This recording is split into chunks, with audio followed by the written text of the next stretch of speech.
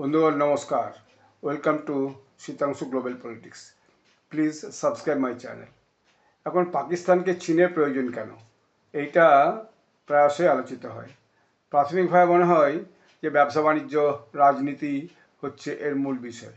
রাজনীতি মানে ভারতকে একটা চাপে রাখা, কিন্তু আসল বিষয়টা হচ্ছে সেটা অনেক গভীরে। কিন্তু সেটা হচ্ছে কারাকারাম হাইওয়ে সহ একটা খুব উচ্চতার পর্বতের উপর দিয়ে চীনকে আরব সাগরের সঙ্গে যুক্ত করছে একটা রাস্তা, যেটা চীনের খুব প্রয়োজন।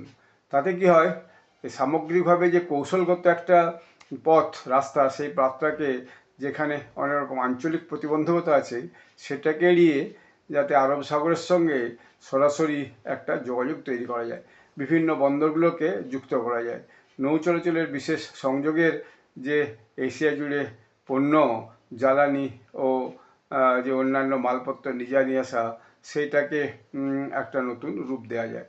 অর্থাৎ যে শুধুমাত্র অর্থ বা বাণিজ্য সেটাই মূল কারণ নয়, ভৌগোলিক অবস্থানটাই এখন বিশ্বের যে এই অন্যতম গুরুত্বপূর্ণ বন্ধুত্ব, এই বন্ধুত্বের মূল কারণ।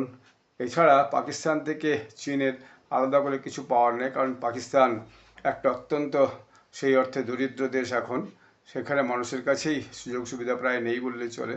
ফলে আসলে এই যে কারাকারাম পর্বতের উপর দিয়ে যে রাস্তা, সেই রাস্তাটাকে এই যে আরব সাগরের যে বাকি এশীয় অঞ্চলের যে দেশগুলোর সঙ্গে যাতে সহজে যোগাযোগ করা যায়, সেই কারণেই চীন পাকিস্তানকে এত পছন্দ করে। এছাড়া এর বাইরে আর কোনো বিশেষ তাদের কারণ নাই। ধন্যবাদ।